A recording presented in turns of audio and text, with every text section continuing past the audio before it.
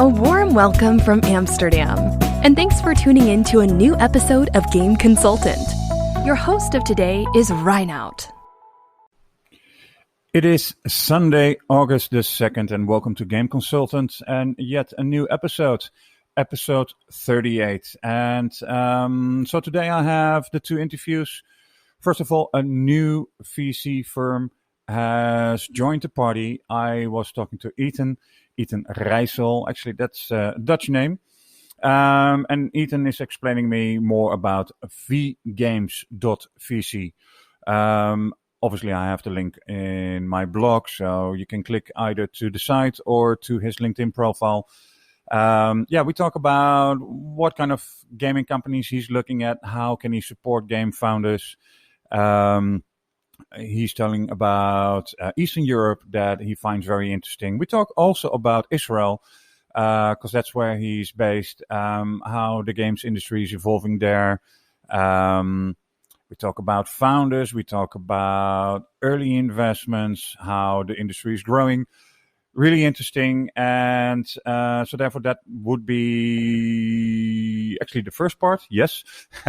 And secondly, we have the interview with Robbie Young, CEO of Animoca Brands. We had the first part of the interview last week, and I got really nice comments.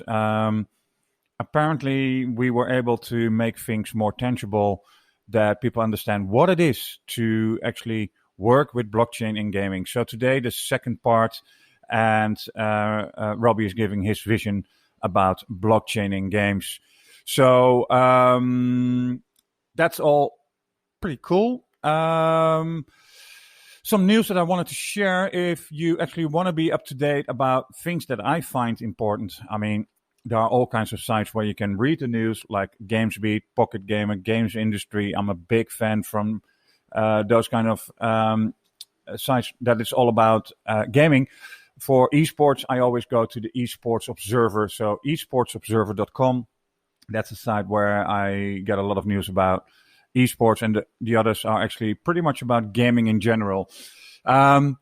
Thing that I felt was very interesting to look at was Riot Games. Riot Games actually had a sponsorship which they had dealt with, and then internally people started to talk. It was about Neom, which is in a Saudi city. People internally were complaining about why Riot was actually signing a contract. I actually saw that Saudi Arabia is actually working on a 2030 vision. I'm really wondering if people are aware of that, and if everyone could actually give me more update about if they are. That's one thing. 2, what does it behold? And 3, coming from something that maybe was not good, going to a point that maybe can improve. At what point, at what stage are you giving them, I say that, benefit of the doubt? Anyways, secondly, I had an article that was shared loads and loads on LinkedIn. It was Roblox, as I call it, a platform for little gamers. Really interesting. I got from Dubit a report and some highlights, and half of the children aged 9 to 12 in the USA play Roblox every week, logging in over 1.5 billion hours a month. There you go. I mean, so check it out on my website, podcastgameconsultant.com. Go to the section News and Insights. I also have worldwide XR revenues updates from Q2. As I said, also the mega grants by Epic, a little bit more explanation.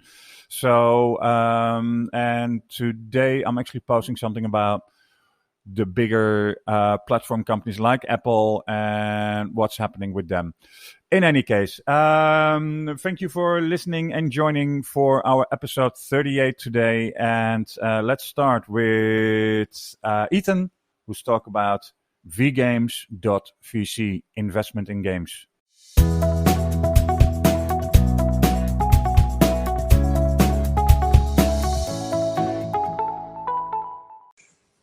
Games industry, $150 billion.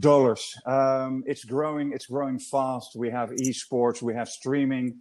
And obviously, sometimes people do forget that there is also development. And nothing more risky than investing in game development, I always say. But another thing which I find always important is that in the coming episodes, I'm going to talk about certain territories. Later on in this episode, we also talk about MENA region. It's interesting to see that certain territories are flourishing because once you have exits, you create angels, and angels actually lead to connections, good connections with VCs, and there you go. So today, I'm actually talking to Eitan Reisel. It's actually partly Dutch, which is good. That's right. That's good. I thought you said it better than I could. Reisel. And he started with his partner a new venture fund. It's called VGames, with the V of Victor, VGames. But obviously, I have the link on my blog anyways. So, Eitan, welcome. Thank you. Thank you so much for having me. Yes. It's awesome. I mean, let's get started. I mean, you said there is something with the name. Explain me. VGames. So I wish I had an interesting, cool story behind it. My anchor investor is Viola. Danny Cohen, he's an amazing guy, and they were like the first to commit to the fund. I said, you know what? Let me steal your V. And then VGames sounded like a good thing. I ran to GoDaddy. I saw that it's available. Well, VGames.com was not, but VGames.vc. Bought the domain, and here we go. So I wish I had a more appealing story about that, but that's where the name came from. Yeah, love it. No, sometimes the easier it is, the more recognizable. I mean, I wouldn't forget it. VGames. Hey, and so you started it yourself and a co-founder. How did you guys? Well, tell me a little bit about your backgrounds and how did the idea suddenly come up? Why would you like to start a fund? Sure. So just to put things in place. So I'm the single. So I'm the only founder here. I'll explain the relationship with our Anchor LP. Let's go a little bit about history, and then I'll explain how I came up with the fund, the concept, the idea. So I worked for Google for many years, and in 2013 I had a beautiful opportunity to set up Google's gaming division out of Tel Aviv, where I'm based, really working with the largest publishers in the world and the smallest publishers in the world on everything that Google can serve game companies. Before that, I was not a gamer. I played games always, but I couldn't define myself as a gamer, and I really fell in love with the industry, with the talent, with the entrepreneurs, with the speed of it.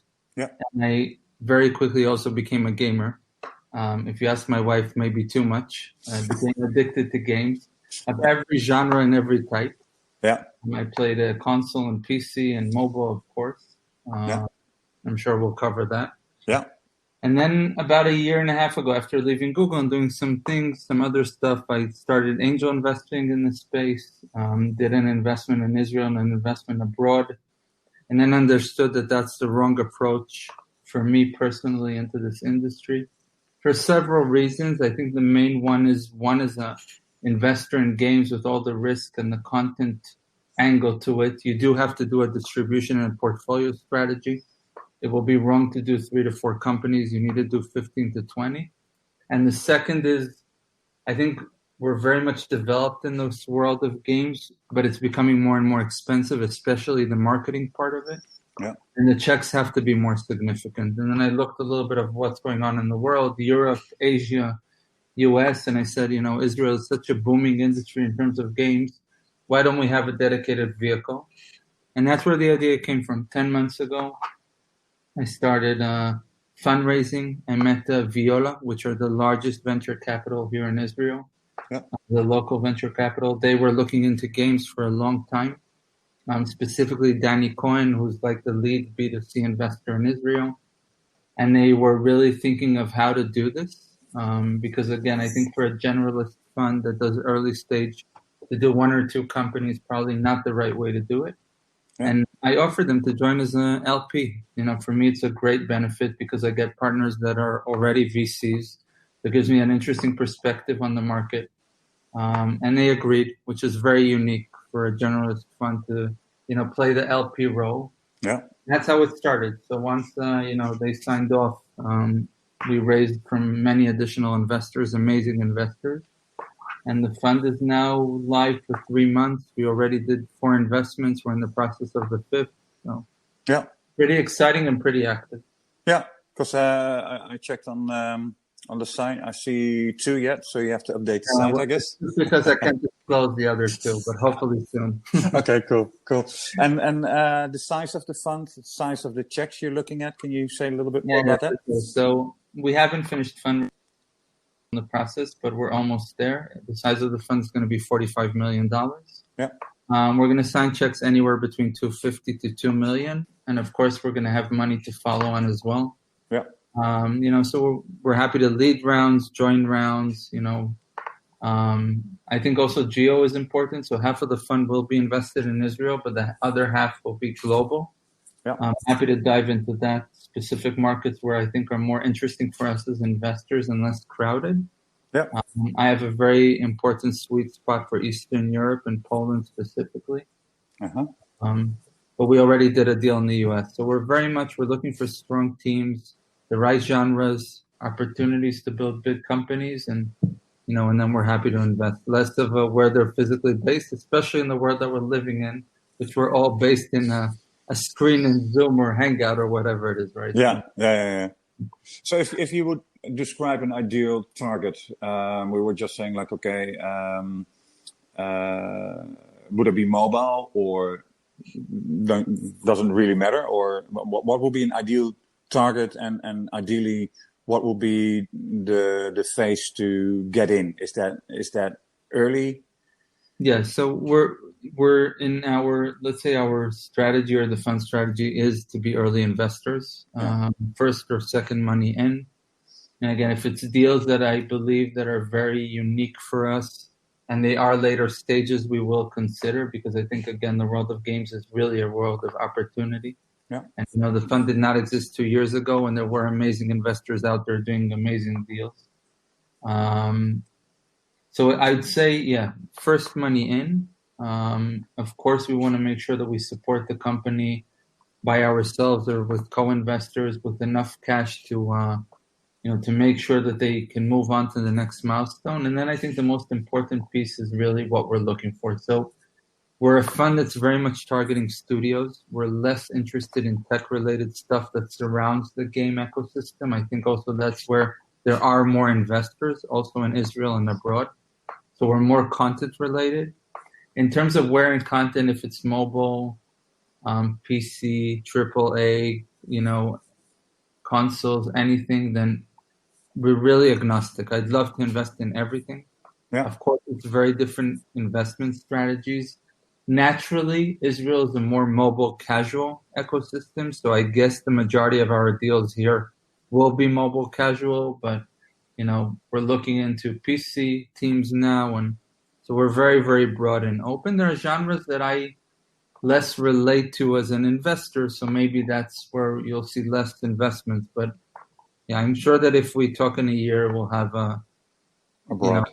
Abroad, and we'll have portfolio companies really representing each place in different genres and different scopes. Yeah. So how's Israel these days? How's the climate for investments? How's the climate for gaming? That's probably a global, not only Israel, it's a global question because we're all going through this crazy times. But Israel is fascinating in terms of what happened here in the past 10 years. If you look at it historically, Israel was always a very, very strong tech environment. We're well known for, the capital that comes into this market, and IDF, of course, and then, a lot of cybersecurity and very big companies came out of here, but we were always less known for consumer stuff. And I think that's really changing in the past 5 to 10 years. And specifically, if you look at games, companies like Playtika, which I think are one of the most interesting game companies in the world today, more. Moon Active, which is the rising star, or even companies like Iron Source, right, who play like both the other. I think Israel really became a booming, multi-billion-dollar game industry. I think the beauty is now we're seeing the new generation. Part of the new generation is coming out of these companies who are now grown into, more established companies. Some are new entrepreneurs coming in from other genres. And I must tell you, I'm very involved in this scene, and I'm still surprised every week of the amount of inbound and leads and opportunities that we're getting.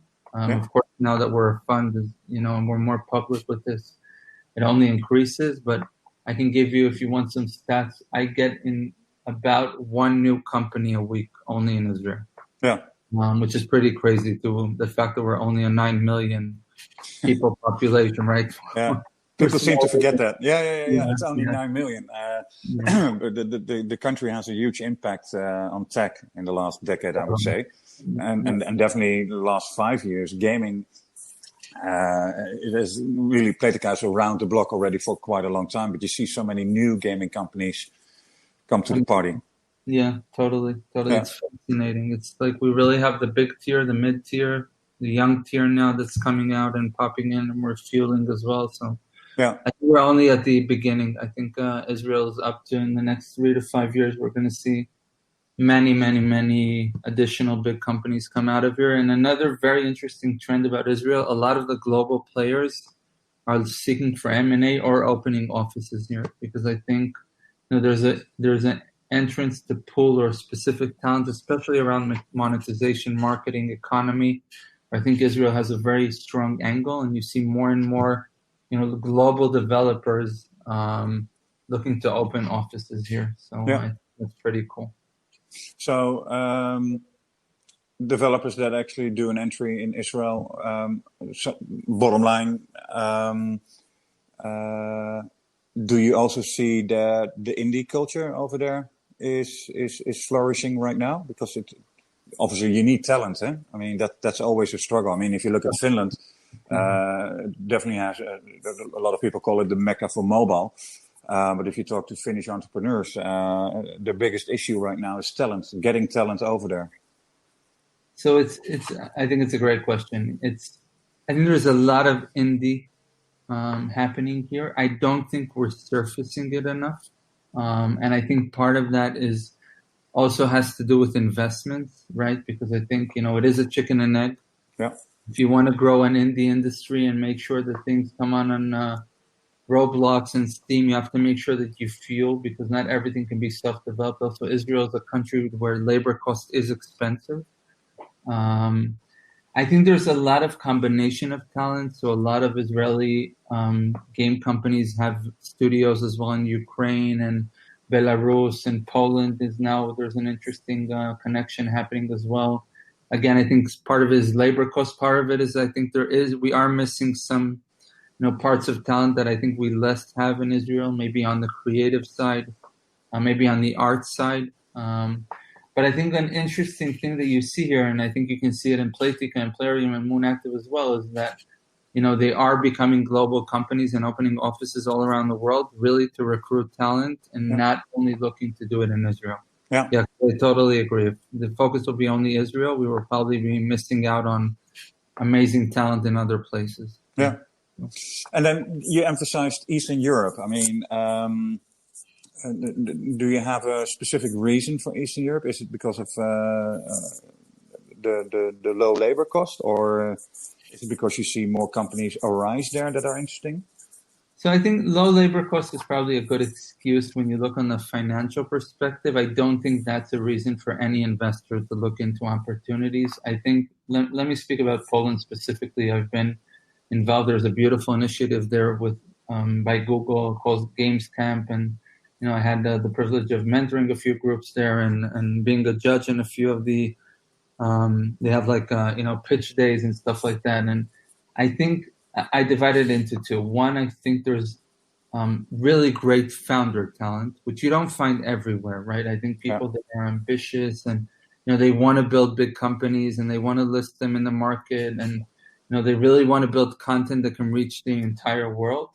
And second, I think it is a pool of really, really unique talent. Like if you in Poland, you have a beautiful art and creative, right? At the end of the day, a game is a good story, right? And a good story with good animation, right? I always say it's an evolution of the film industry, and I think there's just the right rhythm, the right talent. I do think that there is some. To be honest, there is something, some investments that we have to do, not only money investments, but really, maybe be more educators on how to raise capital. I've seen beautiful deals that I can't access as an investor because the structure of the company is wrong. Yeah. At the end of the day, you have to invest in founders and not in other investors. But again, I think I'm not criticizing. I think that's evolution, and that's probably what was available to date. And I really hope that we can partner with the local players there. There's some amazing, beautiful, public companies. Huge Game is very, is a very important player, I think, in Poland today, and very excited of the opportunities there. I think we can do really amazing things. And Czech Republic, and then actually looked at a company in Belarus a few days ago. I think there's really there's a new up-and-coming talent. A lot of it is on work for hire. Actually, a lot of U.S. companies are building today in Poland. Mm-hmm. But there's no reason why these developers don't become independent, found their own studios, and we're happy to support them. That's what we're here for. Yeah. Hey, and on the side, I saw you believe in data and art. Let's park the art. You just mentioned it. The data.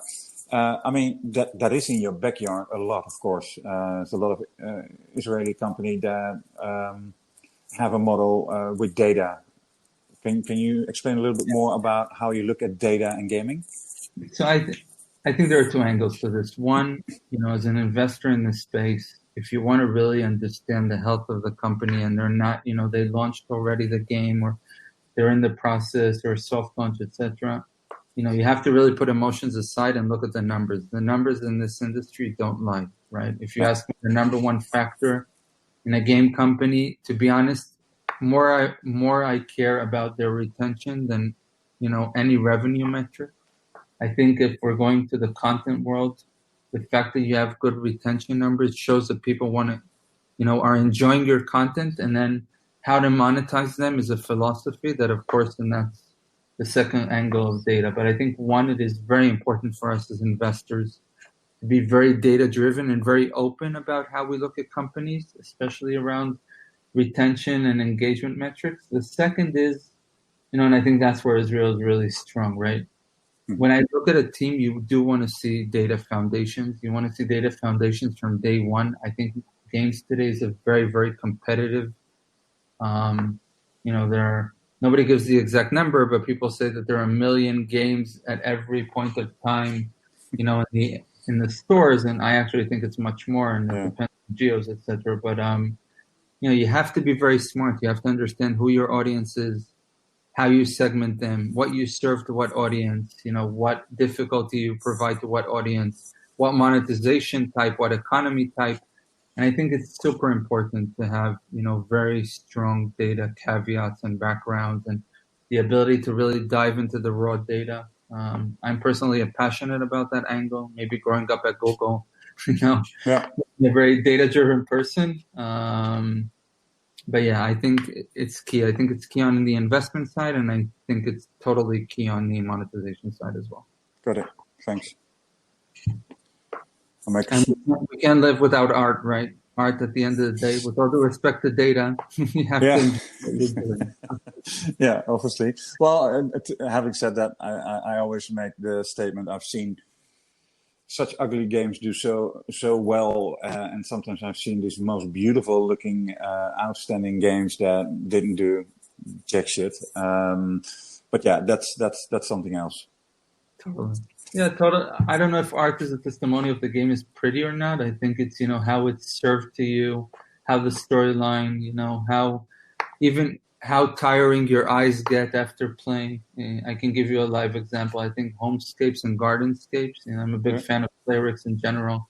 I think that's a game that you can play for hours and your eyes just don't, you can just continue on playing. And I don't know, something there with the pixels, with the resolution, with the colors is so native that it's just unbelievable. So far, the part 1 of the interview with Eitan. So next episode, we're continuing. Trust me, he's telling some more insights and ideas how you can actually also work with this new gaming fund. Next is the interview with Robbie. And funny enough, I had a very fun interview with Robbie. And he basically said a lot of things about blockchain, how to integrate, etc., etc. And then I already told him before, like, okay, I need to cut it in 2. But suddenly our connection was completely gone. It's like, wow. And so we got back in and you know, technology these days, 220, why not? And we continued. So I didn't take it away. It's actually, we had to laugh about it, and we basically continued where we left off. Enjoy blockchain and games.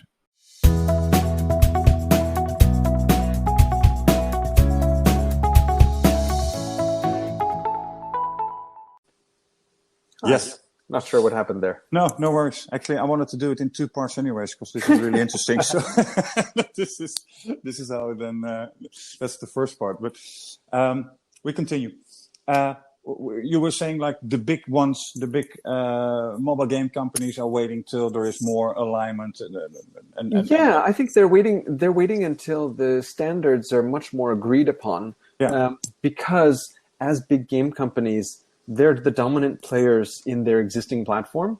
Yeah. And so their entire business is geared up towards servicing that dominating strategy. And so to ask them to embrace a new platform with maybe a new development model or a new business model is difficult because it requires restructuring their organization. And if they're already making a big profit and being very successful at the old strategy, it's the classic big business problem. It's difficult for them to innovate because they don't have much incentive. They're already good at what they do. Yeah. I'm getting all kinds of, first of all, I love this interview. So I'm going to the next angle that actually popped up in my head, and maybe already it's with you guys for a long time. Crowdfunding was there. But I now esports is getting big, and lots of young ones actually, obviously you need to live also. And could actually blockchain facilitate a way that I'm having a piece of a potential pro player, and because I'm buying a piece of him, he or she gets to able to train. They make some money because then they can survive, and then eventually that player might actually do very well and starts winning prize money. Yep. And then I'm getting some money back too, because I'm sort of a shareholder of that esports player. That's one question, how you see that. And two, since I'm owning in a game, characters, these kind of things, and that game might actually become a very popular esports game with tournaments. Now, pricing money is being set a lot of times, like 10, 20, 30% of the revenues are being put in pricing pools. How could blockchain affect that way? Could it then become bigger? Can I be part of the tournaments? And how do you see esports in blockchain? So I think, first of all, the mechanics of how you do payouts and things like that and contracts definitely, that's can be made easier with blockchain. I have some friends here in London who manage esports teams, and they do all the contracts and everything on the blockchain because it's much easier across multiple jurisdictions and currencies and everything to have somewhat auto-executing contracts, if you will. But I think the thing about esports, us excited as content people, is the idea of what the players in esports are using in their sport. So, for example, say you have an esports racing game, driving game, and you think about the successful esports player who drives their car, Formula One car, to an esports championship. If that is a blockchain NFT, non-fungible token, you think about once they have won that esports tournament, what is the value of that car? because the value of the car should be affected by the fact that it now has that provenance. It has that reputation that it's a championship car. So on the one hand, like in our F1 Delta Time game, which is a Formula One game, we have cars representing the real world F1 team. So you can buy Lewis Hamilton's car, for example. Yeah. So how do you compare the value of Lewis Hamilton's car versus the global esports champions F1 car? And that, I think, is really interesting, because then you can see what players think, because, players always want to collect cool stuff, and they can be just as much fans of their esports idols as they can their real world F1 idols, so to speak. Yeah. Funny. So actually, legislation is still right now, because we're sort of surpassing it. I'm not sure if I said it in the right way. Definitely. Well, and the thing is, sorry, it just occurred to me. The other part of it is, from an esports perspective, you can think about people making a career not just on prize money, but making a career for themselves on enhancing the value of the objects that they play with. So, as I mentioned, that championship car could increase in value because the person won a championship. So they can think about their career path not just in terms of prize money of winning the tournament, but being able to sell their prize-winning car at the end of the year, so that the time they spend in playing the game earns them money, because they're actually able to sell the merchandise that they earn over time. Yeah. So how's the roadmap for Animalco? I mean, is blockchain a complete focus for the company for the next few years? Are you looking for game developers? How would you like to engage with the gaming industry? How do you see your role? So I think that one of the things that we're doing is we're very actively, we see ourselves as spokespeople for the blockchain game industry, and that's not because we think we're particularly the best at it, but more because we love it and we really think it's the future of gaming. But in order for it to grow, we need to have the community grow as big as possible. And so we're actively encouraging players, developers, everybody to get involved in blockchain gaming, because we think it's the future of gaming, full stop. And one of the things from the gamer's perspective that I think is quite exciting, that gives you a vision of the future, is this idea of cross-platform content sharing. Yeah. So blockchain, because you tokenize the content, that Formula One car that you buy in the game has the potential to be used in every other game that is a blockchain game, which means it could be a console blockchain game, a web blockchain game, or a mobile blockchain game.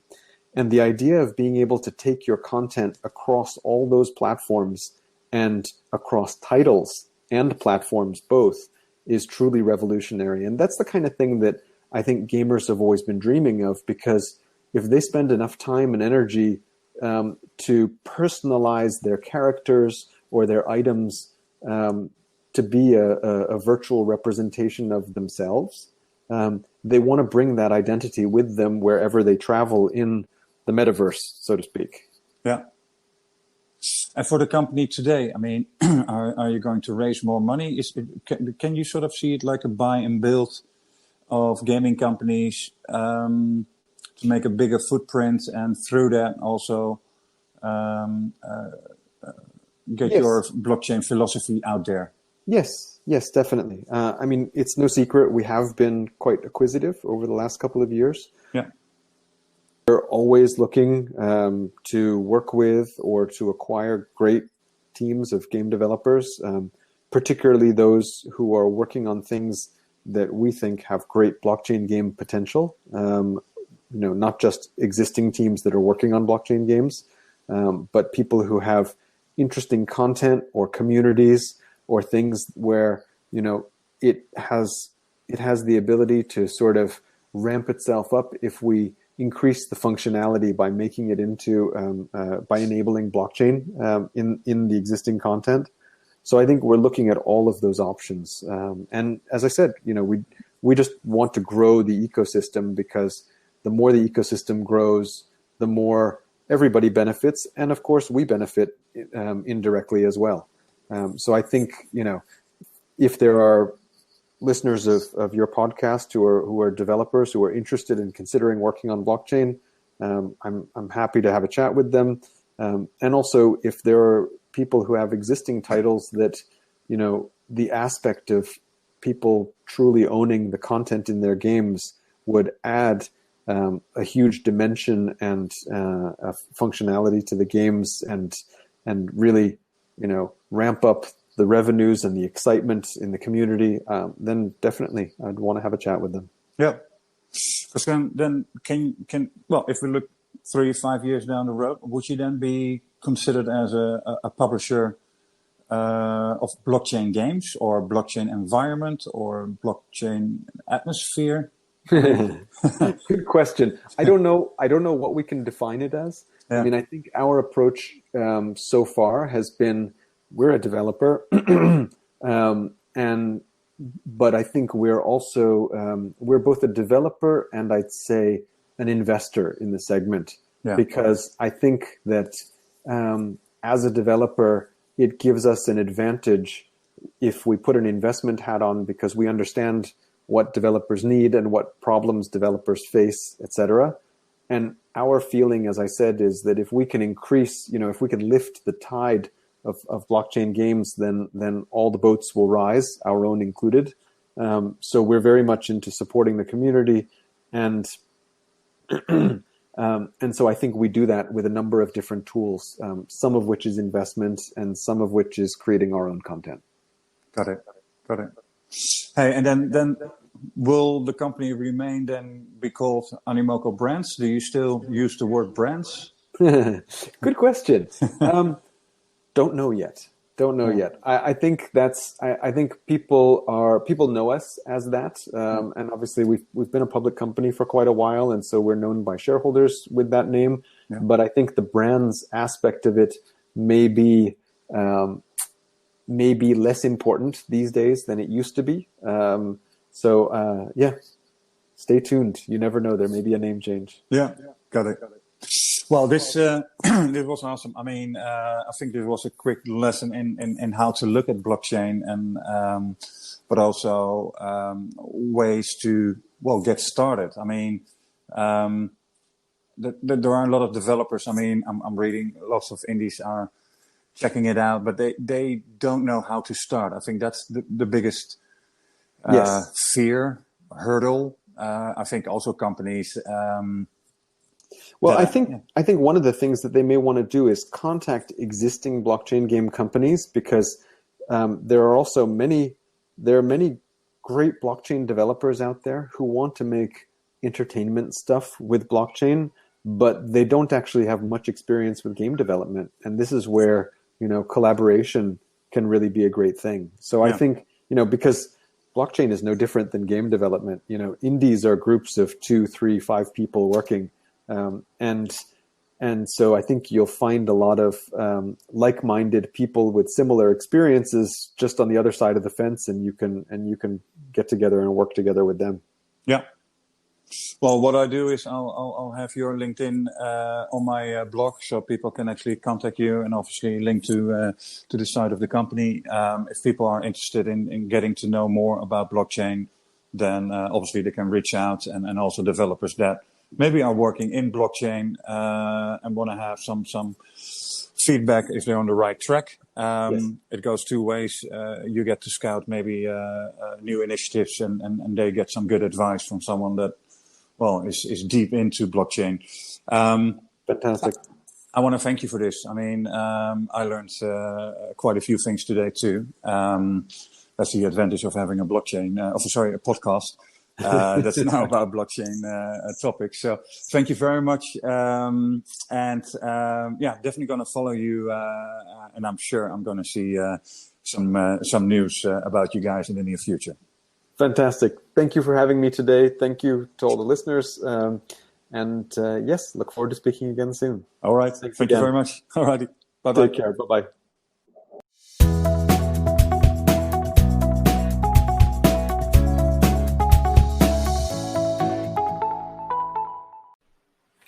So I hope you enjoyed the interviews with Robbie and Eitan. So part 2 of the interview with Eitan, which really inspired me. I really liked what he is. Well, I like what he's doing, and the more, the better. More funding always is good for an industry that is growing so fast. Let me see. I actually have, so then the second part with Eitan is coming up on Tuesday. Then also I have Chris, obviously. I spoke to Joachim, not this week. Next week, Sunday, I think he might actually be back with his item. So that's going to be fun too. And let me see, what do I have more? Yeah, I had an interview with Tim of Tomatum, and we talk about the MENA area. So that interview is coming up also in 2 parts. This week I'm going to talk Malta and gaming. That's going to be really fun because I think it's... I was actually looking at Hype. They had a sort of a demo day, not an investor day, but a demo day, and it was sponsored by Gaming in Malta. And they do really some good stuff. So that's also coming up. So lots of fun interviews, and I think that's about it. That covers it all. So that means ciao for now.